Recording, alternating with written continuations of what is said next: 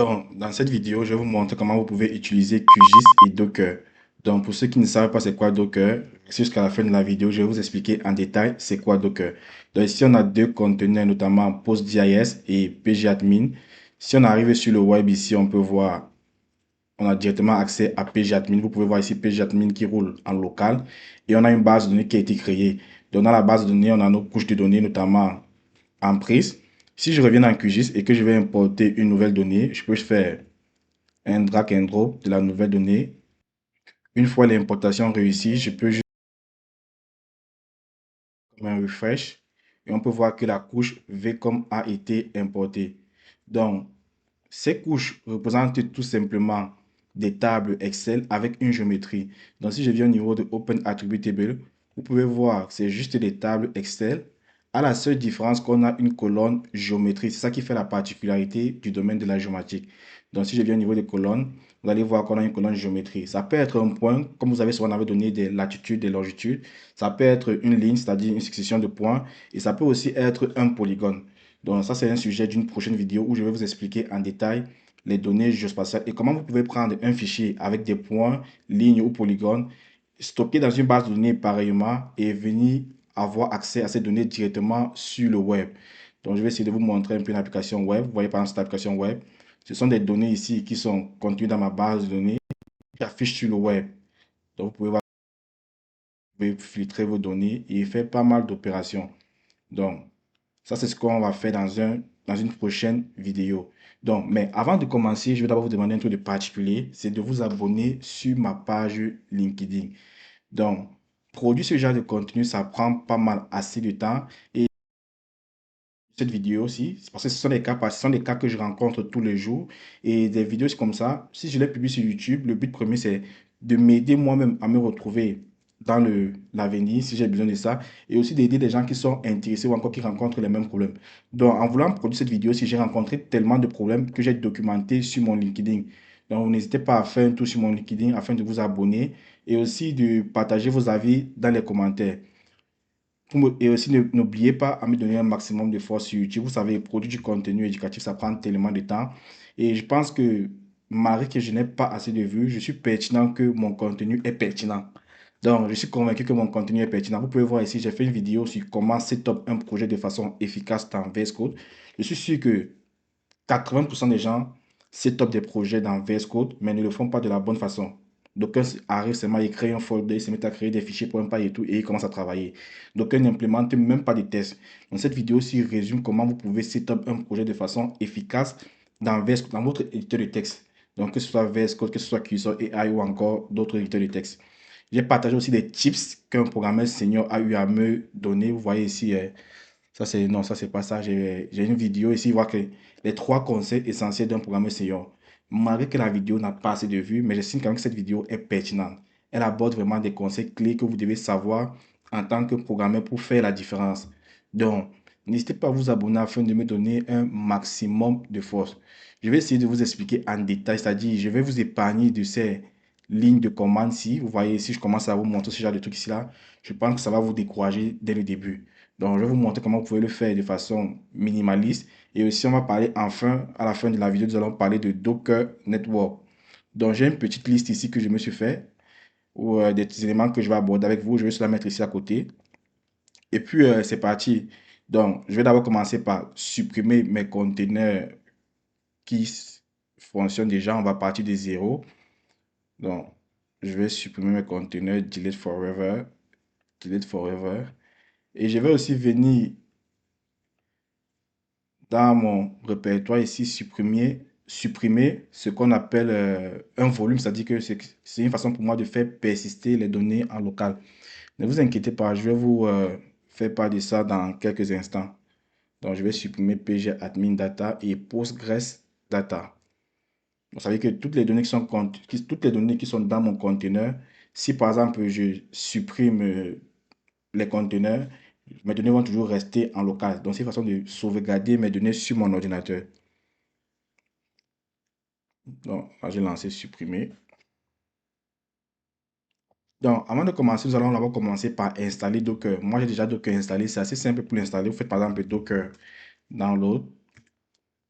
et vous cliquez sur le premier lien et puis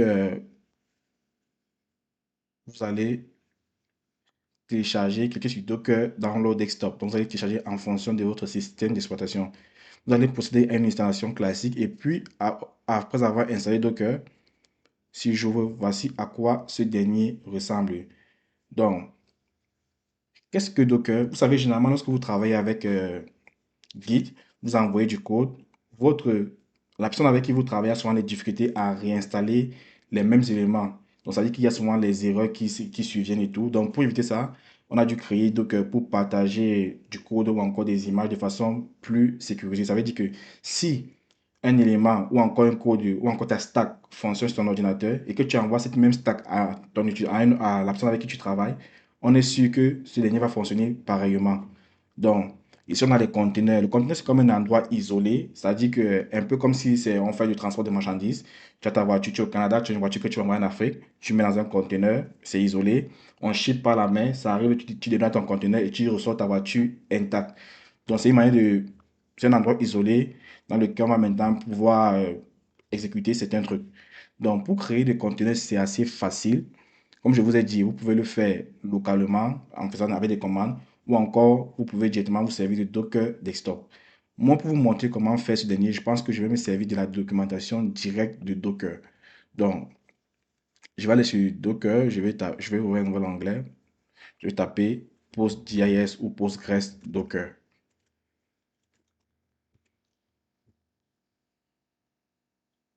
Donc là, on a plusieurs liens. Je pense que je vais juste mettre Postgres Docker et je vais venir sur l'image. Donc, généralement, ce sont des images qui sont disponibles sur Docker Hub. Et ces images-là qui nous permettent d'avoir, par exemple, le PGAdmin, comme je vous ai montré précédemment ici. Donc, ça ne nous sert plus à rien. Je vais le fermer. Je vais mettre Leave. Donc, qu'est-ce qu'on va faire? Généralement, vous pouvez faire un pool de Postgres. Ce dernier vous permet de prendre l'image qui est sur Postgres, sur Docker Hub, et vous mettre dans votre ordinateur en local. Donc, moi, qu'est-ce que je vais faire? Je vais d'abord créer deux conteneurs, notamment PostGIS et PGAdmin. Donc, ici, je vais ouvrir mon Docker Desktop. Je vais le mettre ici à côté, puis je vais mettre l'onglet ici à côté. Donc, pour créer un conteneur, c'est assez simple. Qu'est-ce qu'on fait? Je viens au niveau des conteneurs ici, je cherche ici PostGIS. Là, on a PostGIS avec 100 millions de téléchargements. Il faut toujours prendre la version qui a plus de téléchargements. C'est celle qui est la plus stable ou encore qui est proche du propriétaire. Donc, c'est celle qui est la plus fiable, je dirais. Donc, c'est assez simple. Vous faites juste un run ou encore un pull. Donc, moi, je vais, dans mon cas ici, j'avais déjà fait comme un pull. Je vais juste faire un run. Qu'est-ce qu'il va faire ici? Il va me demander de créer un nouveau conteneur. Je vais donner un nom du conteneur, notamment PostGIS container. PostGIS, pourquoi? Parce que ce sera directement l'extension spatiale.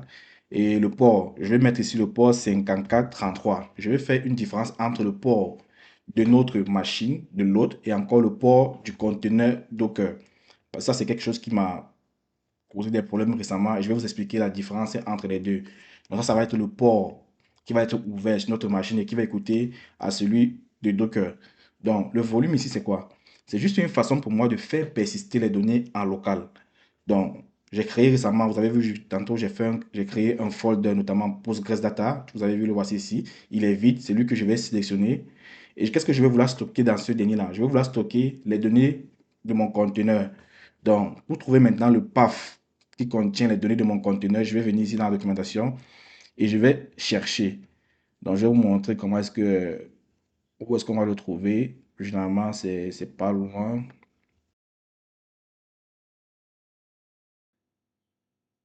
Donc là, je viens de le trouver. Si ça a un peu pris plus de temps, je ne sais pas pourquoi, mais le voici ici au niveau de PG Data. Qu'est-ce que je fais ici? Je copie ce path-ci. Et plus tard aussi, je vais vous montrer, après avoir créé mon conteneur, je vais vous montrer qu'est-ce qu'il y a dans ce dernier-là. Donc, on peut voir ici qu'on a le path vers les données dans mon conteneur. Et ici, maintenant, on va définir ce qu'on appelle des variables d'environnement. Qu'est-ce que c'est ici là? Il s'agit ici là de définir, par exemple, le mot de passe, le nom de la base de données et tout ce qui va avec. Donc, si je viens au niveau encore de la documentation, le but de vous montrer la documentation, c'est de vous permettre à vous de vous référer à ça plus tard. Au niveau de la documentation, on voit qu'on peut spécifier ici Vous voyez ici, on a bien environnement variable. On peut spécifier ici là, le password et qui est requis. Ça veut dire que c'est obligé de fournir le password. Par contre, le user, le database, ce n'est pas requis. Parce que si c'est qu'on ne met pas ces informations-là, le user par défaut va être Postgres et la base de données par défaut va aussi être Postgres. Donc, dans mon cas ici, je vais juste spécifier le password et je vais laisser le reste par défaut. Donc, qu'est-ce que je vais ici? Je fais Postgres password. Et rassurez-vous de bien retenir votre mot de passe. Donc, on peut voir ici que voilà les éléments minimalistes que nous avons besoin pour pouvoir exécuter notre conteneur. Donc, si je viens ici dans la documentation pour vous montrer c'est à quoi ça ressemble en ligne de commande, je vais essayer de remonter pour vous montrer un exemple.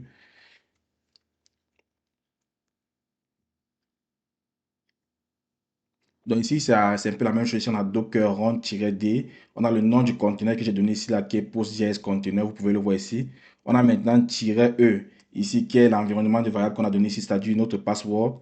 Et on a ici le nom de l'image qu'on veut pouler de Docker. Vous pouvez aussi spécifier aussi le port, c'est-à-dire qu'on veut prendre le port de l'autre, c'est 5433.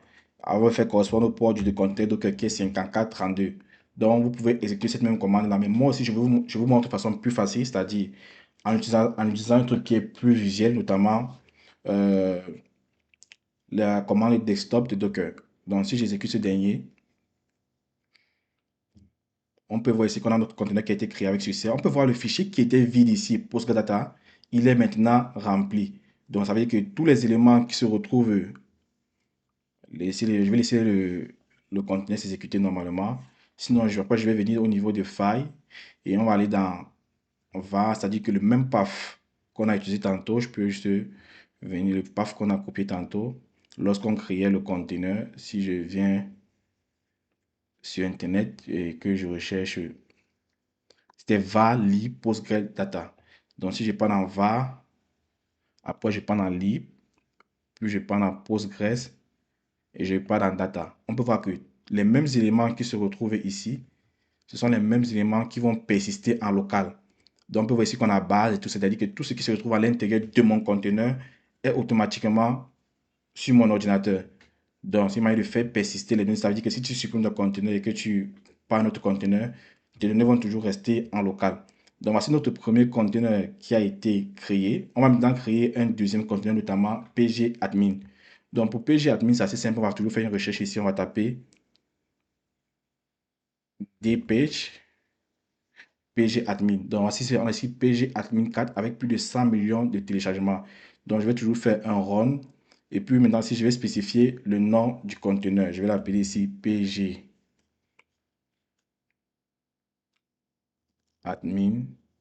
container.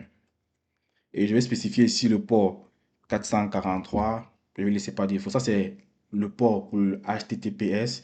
Si vous voulez encore savoir c'est quoi la différence entre HTTPS et HTTP, bah, n'hésitez pas à aller checker mon LinkedIn. Je vous explique un peu ça. HTTPS est sécurisé alors que HTTP, ce n'est vraiment pas le cas.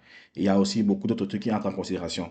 Donc ici, qu'est-ce qu'on a fait? Le host du port ici, je vais le spécifier. Je vais prendre le 8080. Ça veut dire que je veux que sur mon ordinateur ici, si je remonte là, je veux que le port de mon ordinateur qui va pouvoir écouter sur Docker, c'est le port 8080 que j'expose. Donc, si je mets ici 8080, et ici, on va spécifier encore le volume comme précédemment. Donc, je vais cliquer là et je vais chercher maintenant le folder vide que j'ai créé qui s'appelle pgadmin data. Donc, je vais sélectionner pgadmin, je mets sélectionne folder. Vous pouvez voir le folder est vide. Et maintenant, il va falloir chercher le path vers le container. Donc, pour trouver le path, je reviens encore sur Google et je tape pgadmin docker. Vous voyez bien qu'en haut, on a vu HTTP, HTTPS et tout ça. Là, ça ne fonctionne pas, je ne vois pas dans le lien. Ici, maintenant, on va chercher la documentation. Ouais. Ici, vous voyez, on a les environnements variables aussi qu'on peut définir ici, que je vais définir plus tard. Et là, je ne retrouve pas. Volume, pgadmin, ok. Paf, paf, paf. Ok, c'est ça ici. Donc, on a ici var lib pgadmin. Ça veut dire que ça, c'est le path vers les données. Donc, si je copie ça, ou encore je peux venir me vérifier ici.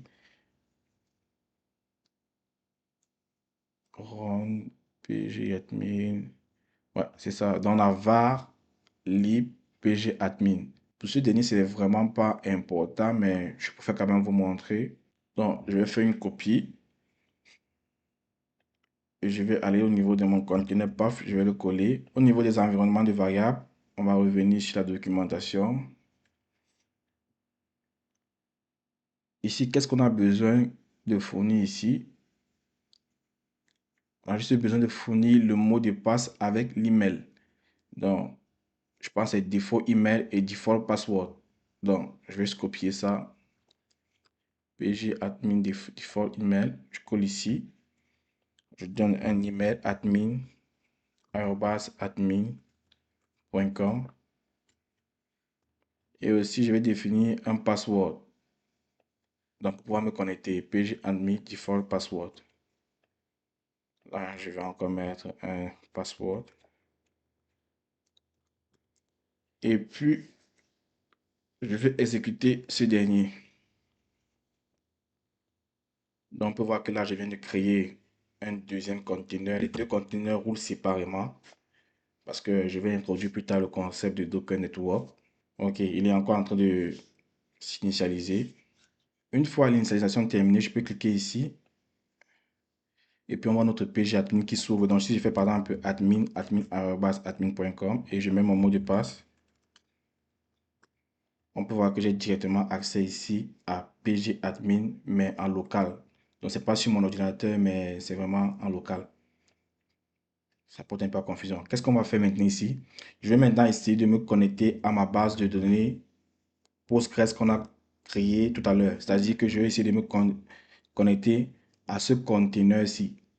Dans le conteneur PostGIS container, je vais essayer de me connecter à partir de pgadmin. Qu'est-ce que je fais? Je viens ici, je crée un nouveau serveur. Je vais l'appeler test, juste comme ça. Et il y a des subtilités que vous devez comprendre. Ici, pour trouver le hostname, je vous invite aussi à aller consulter toujours mon profil LinkedIn sur le sujet parce que c'est un sujet que j'ai partagé il y a de cela 2 jours où j'expliquais vraiment la différence entre le hostname lorsqu'on utilise Docker avec un autre conteneur et lorsqu'on utilise par exemple en local. Si par exemple je viens sur QGIS pour me connecter, ça va être autre chose. Donc, pour trouver le hostname ici, qu'est-ce que vous allez faire? Vous allez venir au niveau de Docker. Vous allez aller PostGIS Container, vous allez aller dans File, puis Network, non, dans Inspect, puis Network. Et vous allez copier ici ce qu'on appelle l'IP adresse.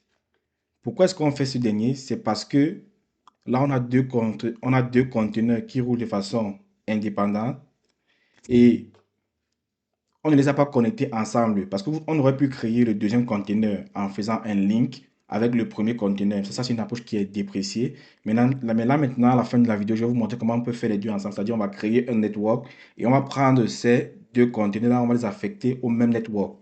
Donc ici, je vais juste coller l'adresse IP. Je vais changer maintenant ici, je mets par défaut le username, c'est Postgres. Le port maintenant ici, c'est 5432. C'est-à-dire que là, nous sommes dans le conteneur, c'est 5432. Alors que lorsqu'on va être en local, le port va être 5433. Donc, il faut bien noter cette différence. Là, on peut voir ici là, 5432, c'est dans le conteneur et 5433, c'est en local. Donc, c'est-à-dire que c'est une autre machine. Donc, si je mets ici, par exemple, mon mot de passe et que je mets Save, on peut voir que mon serveur a été connecté et que par défaut, j'ai mon extension spatiale qui est là. On peut voir PostGIS qui est là, les extensions qui sont là. Et si je viens dans le schéma, au niveau de public table, on peut voir que j'ai ma table spatiale ref, c'est-à-dire le système de référence ici.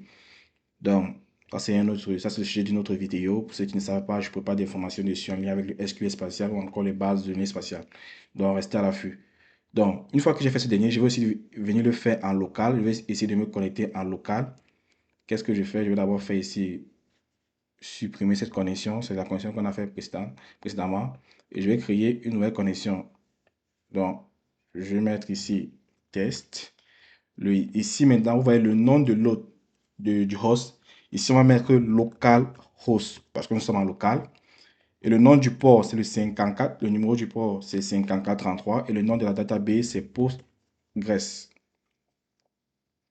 Vous allez venir en basique, vous allez entrer le username, c'était toujours Postgres. Vous allez maintenant entrer le password. Si je mets tester la connexion, connexion réussie, et puis je mets OK. On peut voir ici ma connexion qui est fonctionnelle. Donc maintenant, on va maintenant essayer d'importer les données. Comme je vous ai expliqué, c'est quoi ces données? C'est juste des tableaux Excel avec une colonne géométrie. C'est ça qui fait la particularité du domaine géospatial, la géométrie, la localisation. Donc, pour importer les données, c'est assez simple. Je fais juste un drag and drop. On peut voir ici que dans le public, il n'y a aucune table. Si je viens ici, dans le public, ici, j'ai une seule table, notamment spatial ref. Maintenant, je vais faire un drag and drop de la table en prise vers public. Je mets OK. Au niveau de je fais un refresh. On peut voir maintenant que la table en prise a été importée avec succès. Donc, généralement, ça sert à quoi de faire tout ça? Lorsque vous stockez vos données dans la base de données, vous pouvez maintenant les appeler sur votre application web. Vous pouvez voir, je vous ai montré l'application WebJS que j'ai eu à développer. Si je viens sur LinkedIn, vous pouvez voir cette application WebJS. Toutes les données sont stockées dans une base de données. Dans ce moment, Superbase que j'utilisais, toutes mes tables sont stockées dans ma base de données. Je les appelle facilement sur mon application WebJS.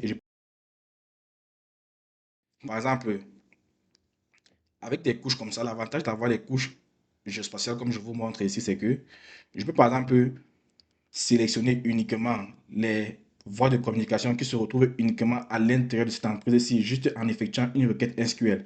Ce dernier, par exemple, peut vous aider à cibler les clients. Si vous avez par exemple un fichier de points, vous avez un autre fichier qui représente par exemple les limites d'un pays, d'une ville, vous pouvez cibler les clients à l'intérieur d'une ville ou encore à l'intérieur d'un quartier. Donc, ça, c'est un exemple d'analyse parmi tant d'autres. Là maintenant, je vais vous montrer comment est-ce que vous pouvez utiliser le network pour pouvoir connecter les conteneurs plus facilement. On a vu précédemment que pour connecter le conteneur PostGIS par pgadmin, il fallait spécifier l'adresse IP. Là maintenant, en créant un network, au lieu de préciser l'adresse IP, on peut juste préciser le nom du conteneur. Donc pour créer le conteneur, c'est assez simple. Vous allez ouvrir votre invite de commande et on va faire un Docker create network. Donc là, je vais vous montrer. Docker network create spatial DB network. Ça veut dire que vous mettez cette commande ici et vous spécifiez le nom de votre network. Pour trouver ces informations, c'est assez simple. Vous partez juste sur Internet. Voici ça, Docker network. Vous allez voir les commandes. Connect, c'est-à-dire pour connecter un conteneur à un network. Pour créer votre network disconnect et tout ce qui va avec. Donc, moi, je vais ici mettre Docker network create spatial DB network. On peut voir que ce network existe déjà. Je vais juste faire un Docker network ls. Je peux voir ici que Spatial DB Network existe déjà. Je vais maintenant essayer de connecter mes conteneurs à mon network. Je vais d'abord faire un Docker Network Inspect. Désolé.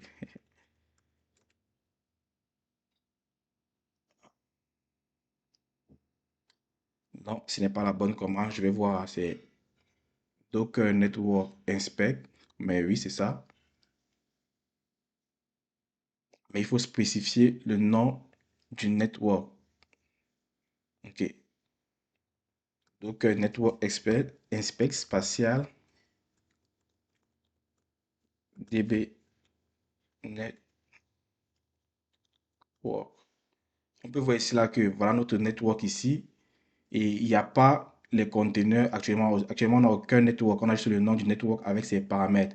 Donc, pour connecter un network, c'est assez simple. On va faire Docker Network Connect. On va spécifier le nom du network et on va spécifier le nom du conteneur. Ici, j'ai PostGIS Container. Si on vient ici, on peut voir ici là que on a bien le nom du conteneur PostGIS Container. Donc, si j'exécute, on va voir que ça a été créé. Et si je réexécute encore Docker Inspect, on peut voir ici là que on a le container name, le container PostGIS qui a été ajouté à ce network. Donc, auparavant, on avait juste ces informations ici. Là, maintenant, on a un container qui a été ajouté au network. Donc, on va aussi ajouter le deuxième network, c'est pgadmin,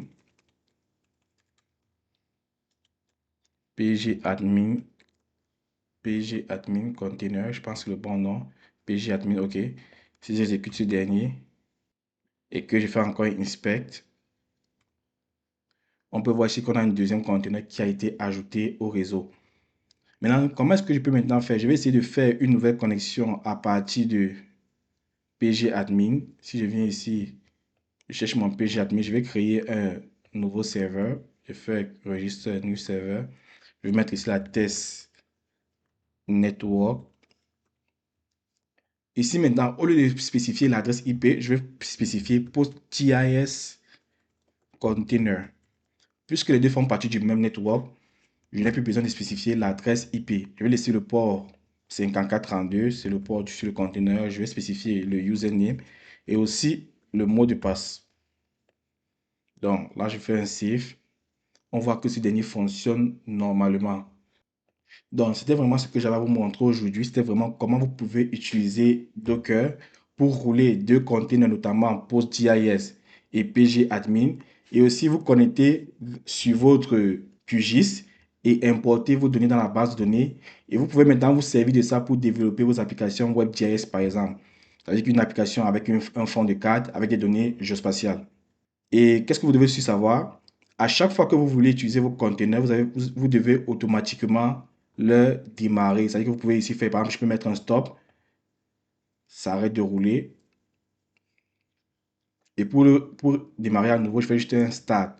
Et il faut vous rassurer que lorsque vous démarrez un conteneur, par exemple, si je viens ici, j'ai mon spatial bot test que j'ai créé. Vous voyez ici, on a 5432, 5432. Ça veut dire que je peux lancer les deux ports-ci séparément, ça n'aura pas de problème. Mais si je lance le port spatial boot pgadmin qui roule sur le port 8888 sur ma machine et que j'ai un autre conteneur aussi qui roule sur le même port là sur 8080, j'aurai des problèmes. Donc rassurez-vous d'avoir les noms de ports différents, que les ports ne soient pas lancés, ne soient pas exécutés au même moment. Donc là, on peut venir arrêter simplement nos conteneurs et puis c'est tout. Vous pouvez, si vous voulez utiliser pgadmin, vous venez sur démarrer ici, je démarre à nouveau et vous cliquez sur cet onglet-ci, ça va vous ouvrir directement votre pgadmin. Donc, j'espère vraiment que vous avez aimé la vidéo. N'hésitez pas à liker, à vous abonner, partager aussi, à donner vos avis dans les commentaires. Merci.